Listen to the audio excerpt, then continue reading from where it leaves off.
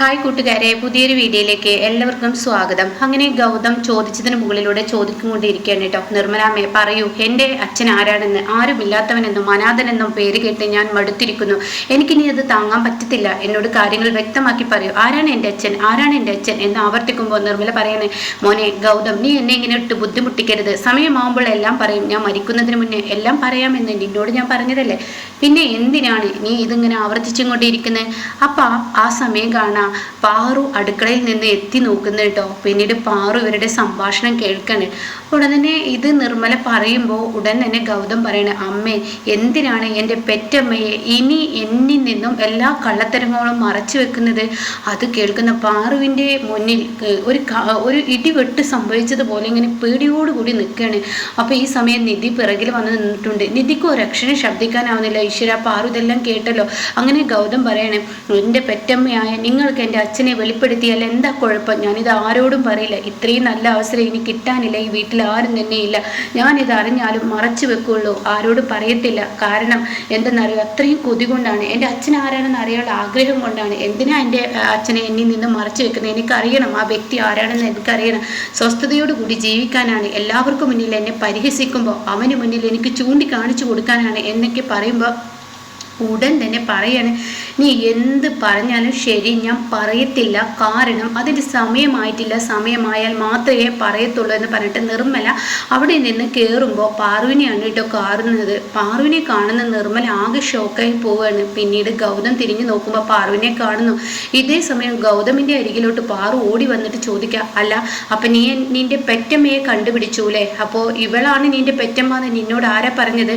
അപ്പം നീ എല്ലാം മനസ്സിലാക്കിയില്ലേ? എന്നിട്ട് ഈ പാറു ഒരു പൊട്ടിയെ പോലെ നിന്റെ മുന്നിൽ അഭിനയിക്കുകയായിരുന്നില്ലേ? എല്ലാം മനസ്സിലാക്കിയിട്ട് എന്നെ കളിപ്പിക്കുകയായിരുന്നില്ലേ? അത് കേട്ട ഉടനെ ഗൗതം പറയാണ്, അതെ അമ്മേ, ഞാൻ നിർമ്മല എൻ്റെ പാറു എന്നൊക്കെ ഇങ്ങനെ പറഞ്ഞ് സംസാരിക്കുമ്പോഴേക്കും, വേണ്ട നീ ഒന്നും പറയണ്ട, ഞാൻ ചോദിച്ചത് പറയും. ഇത് നിന്റെ പെറ്റമ്മയാണെന്ന് നിന്നോട് ആരാ പറഞ്ഞത്? ഇവള് പെറ്റമ്മയാണെങ്കിൽ നിന്റെ അച്ഛനെ ഇവളോട് തിരക്കുന്നത് എന്താണെന്നുള്ളത് നീ പറയും. അത് പറ. പെറ്റമ്മയാണെങ്കിൽ മാത്രമല്ലേ നിനക്ക് തിരക്കാൻ പറ്റുള്ളൂ. അപ്പോൾ ഇതിൻ്റെ സത്യാവസ്ഥ എനിക്കറിയണം എന്ന് പറയുമ്പോൾ ഉടൻ തന്നെ ഗൗതം, എന്തിനാണ് ഈ വേണ്ടാത്ത കാര്യങ്ങൾ സംസാരിക്കുന്നത്? അത് കേൾക്കുന്ന ഗൗതം നിധിയോട്, നീ ഒന്നും മിണ്ടാതിരിക്കുക എന്നിങ്ങനെ ഗൗതം പറയാൻ കേട്ടോ. അപ്പോൾ ഈ സമയം പാറു വീണ്ടും ആവർത്തിക്കാണ്, ഇവളോട് ചോദിച്ച നിന്റെ അച്ഛനെ നിനക്ക് കിട്ടുമെന്ന് ആരാണ് പറഞ്ഞത്? ഇവൾ നിന്റെ പെറ്റമ്മയാണെന്ന് നീ എന്നറിഞ്ഞു? ഇത് പറ, നീ പറ, ഇത് നിന്റെ പെറ്റമ്മയാണെന്ന് ആരാ നിന്നോട് പറഞ്ഞത്? അത് കേൾക്കുന്ന ഗൗതം പറയാം, എനിക്കെല്ലാം അറിയാം അമ്മേ, ഇതെൻ്റെ പെറ്റമ്മയാണെന്ന് എല്ലാം അറിയാം പാറു എന്ന് പറയാം കേട്ടോ. ഇത് കേൾക്കുന്ന പാറു ആകെ ഷോക്കായി പോവാണ്. ഞാൻ ഇന്നും ഇന്നലെ അറിഞ്ഞതല്ല. അത് കേൾക്കുന്ന ഗൗതം ഇത് പറയുമ്പോൾ നിധി, ഗൗതം എന്തിനാ അങ്ങനെ വേണ്ടാത്തത് ഓരോന്നും ഇങ്ങനെ സംസാരിക്കാൻ നിൽക്കുന്നത്? ഇത്രയും ധൃതി പാടില്ല കേട്ടോ ഗൗതം. അത് കേൾക്കുന്ന പാറു നിധി അങ്ങ് തുറിച്ച് നോക്കുകയാണ് കേട്ടോ. ഇത്രയും ധൃതി പാടില്ലെന്ന് പറയുമ്പോൾ എന്നോ ഇത് അറിയിച്ചിരിക്കുന്നു എന്ന സത്യം ഇവിടെ പാറുവിന് മനസ്സിലാവാണ്. അപ്പോൾ ഗൗതം പറയാണ്, എൻ്റെ പെറ്റമ്മയാണ് ഈ നിർമ്മലയാമ്മ എന്നുള്ള സത്യം എനിക്ക് ഇന്നും ഒന്നല്ലേ അറിയുന്നതല്ലേ, എന്നോ അറിയായിരുന്നു എന്ന് പറയാം കേട്ടോ. അത് കേൾക്കുന്ന പാറുവിൻ്റെ ഉള്ളിൽ ആകെ തീപ്പൊരി വീഴാണ്. പാറു പൊട്ടിക്കരഞ്ഞുകൊണ്ട് അവിടെ തിണ്ണയിലിരുന്ന് കരയാണ്. അപ്പോഴേക്കും നിധിയും ഗൗതം ഓടിച്ചെല്ലാണ്.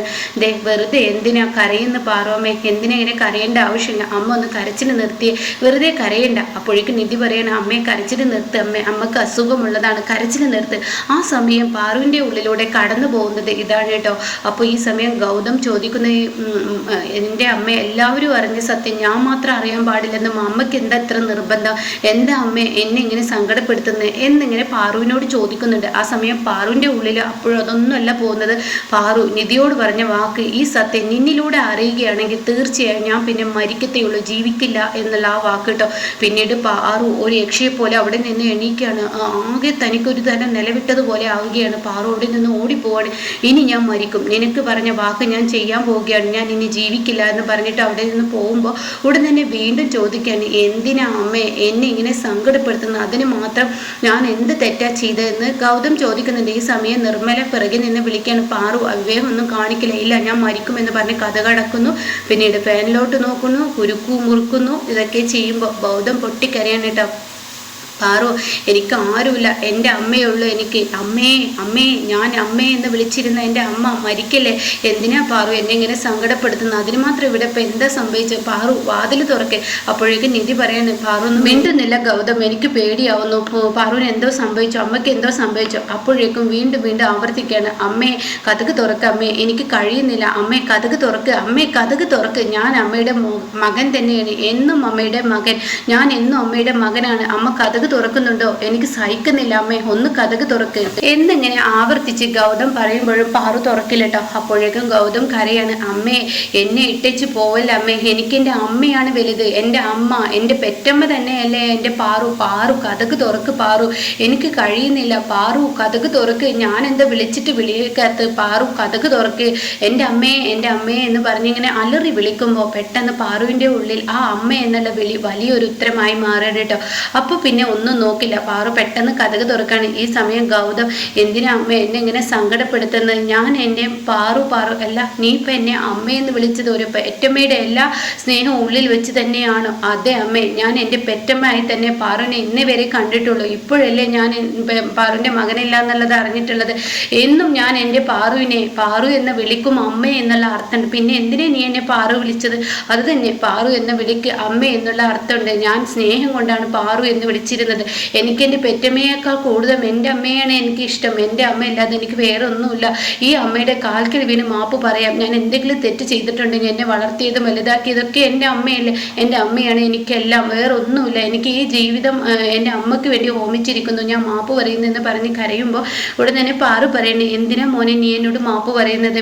ഇത് എൻ്റെ അടുത്തുള്ള തെറ്റാണ്. നിൻ്റെ അമ്മയെ നിൻ്റെ കൺമുന്നിൽ കണ്ടിട്ടും നീ അത് മനസ്സിലാക്കിയിട്ടും നീ എന്നിൽ നിന്ന് മറച്ചു വെച്ചിട്ട്, ഞാൻ എൻ്റെ സ്വാർത്ഥ താല്പര്യം, നിന്നെ മറ്റുള്ളവർക്ക് വിട്ടുകൊടുക്കാൻ കഴിയാത്ത ആ താല്പര്യം കൊണ്ട് മാത്രമാണ് ഞാൻ ഇങ്ങനെയൊക്കെ ചെയ്തത്.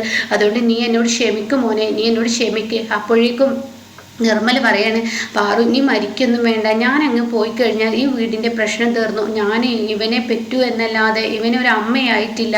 കാരണം ഇവനെ നോക്കിയിട്ടില്ല, ഇവനെ വളർത്തിയിട്ടില്ല, ഇവിടെ നിലക്ക് എത്തിച്ചിട്ടില്ല. എല്ലാം ചെയ്തത് നീയാണ്. ഞാനൊരു സുപ്രഭാതത്തിൽ കയറി വന്നു, ആ സുപ്രഭാതത്തിൽ തന്നെ ഞാൻ ഇറങ്ങിപ്പോന്നു. ആർക്കൊരു ശല്യമില്ല, നീ മരിക്കൊന്നും വേണ്ട, നീ പേടിക്കണ്ട, എൻ്റെ മകനുള്ള സ്നേഹം നീ കൊടുത്താൽ മതി, ഞാൻ പോട്ടെ എന്ന് പറഞ്ഞ് ഇറങ്ങുമ്പോൾ, നീ എങ്ങോട്ട് പോകുന്നു നിർമ്മല? നീ എങ്ങോട്ടും പോകണ്ട, ഇവിടെ നമുക്ക് രണ്ടുപേർക്കും നമ്മുടെ മകനായി തന്നെ വളർത്താൻ എന്ന് പറയുന്നത് കേട്ടോ. അപ്പം ഇത് കേൾക്കുന്ന നിധി പറയാണ്, ഇത്രയും നാളും എല്ലാം മറച്ചു വെച്ചത് എല്ലാവരുടെയും നല്ലതിന് വേണ്ടിയാണ്, എല്ലാം ശുഭമാവാൻ വേണ്ടിയാണ്. എല്ലാം ശുഭമായപ്പോൾ എനിക്ക് സന്തോഷമുണ്ട്.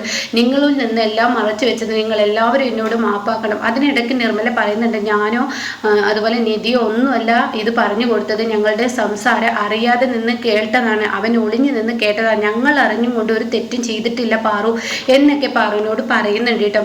അപ്പോൾ ഈ വാക്കുകളെല്ലാം കേൾക്കുമ്പോൾ സന്തോഷമാവാണ്. എന്നാൽ ഈ സമയം CKCയും വസുന്ധരയും ഇനി അടിച്ചു പിരിയുന്ന സീനാണ് കേട്ടോ.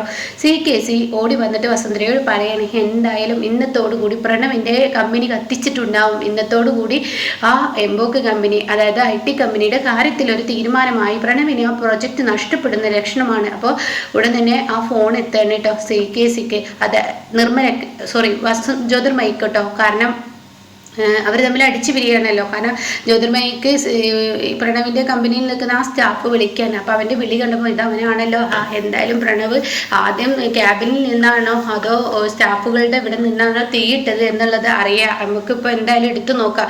അങ്ങനെ അവർ ആ ഫോൺ എടുക്കുകയാണ് കേട്ടോ. എന്നിട്ട് ചോദിക്കുകയാണ്, എവിടെയാണ് സത്യത്തിൽ തീയിട്ടത്, പ്രണവിൻ്റെ ക്യാബിനാണോ അതോ ബാക്കിയുള്ള ഭാഗമാണോ, എന്തൊക്കെ അറിഞ്ഞിട്ടാണ് നിങ്ങൾ ഈ സംസാരിക്കുന്നതെന്ന് അയാൾ പറയാണ്. അതെ, നിങ്ങൾ വിചാരിക്കുന്നത് പോലെ എന്നല്ല ഇവിടെ നടത്തിയിരിക്കുന്നത്. ആ IT കമ്പനി, ആ എംബോക്ക് കമ്പനി, അത് ആ പ്രൊജക്റ്റ് പ്രണവിന് വിട്ടുകൊടുത്തിരിക്കുന്നു. അപ്പോൾ അതിന് ഒരാളായിട്ട് ഗൗതം നിൽക്കേണ്ട, അതിൻ്റെ ഒന്നും ആവശ്യമില്ലാതെ തന്നെ അത് സംഭവിച്ചിരിക്കുന്നു.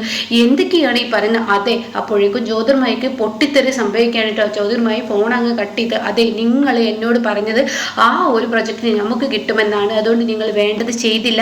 ഇനി നിങ്ങൾക്ക് എന്നും എൻ്റെ അടുത്ത് നിന്നും പടിയിറങ്ങാം. അതുകൊണ്ട് ഒരു കാര്യം ഞാൻ പറഞ്ഞേക്കാം, നിങ്ങൾ ഇനി എൻ്റെ കൂടെ നിൽക്കാൻ പറ്റത്തില്ല എന്ന് പറയുമ്പോൾ ഉടൻ തന്നെ CKC പറയണം, ആ ഒരു പ്രൊജക്റ്റ് എനിക്ക് തിരിച്ചു കിട്ടാൻ വേണ്ടി ഞാൻ എന്തും ചെയ്യും, ഏത് മാർഗവും ചെയ്യും. ആ മാർഗത്തിലൂടെ നീ എനിക്കൊപ്പം നിൽക്കോ? നിങ്ങൾക്കൊപ്പം ഞാൻ ആ മാർഗത്തിലൂടെ തിരിച്ചു പിടിക്കുകയാണെങ്കിൽ നിൽക്കും, അല്ല എങ്കിൽ ഈ ജ്യോതിർമയുടെ തനി സ്വഭാവം നിങ്ങൾ കാണുമെന്ന് പറഞ്ഞിട്ട് അവിടെ നിന്ന് ഇറങ്ങി പോവാണ് കേട്ടോ. അപ്പൊ ഇങ്ങനെയൊക്കെയുള്ള ഒരു സീനാണ് ഇപ്പൊ ലാസ്റ്റ് വന്നിരിക്കുന്നത്. അപ്പോൾ ഇനി എന്തായാലും ഇത് 3-4 ദിവസമേ ഉള്ളൂ ഇതിന്റെ കഥ കഴിയാറായി. എല്ലാം ശുഭമായി തീരുന്ന ആ ഒരു രസകരമായ എപ്പിസോഡ് ഇപ്പൊ നമ്മുടെ മുന്നിൽ എത്തൂട്ടോ.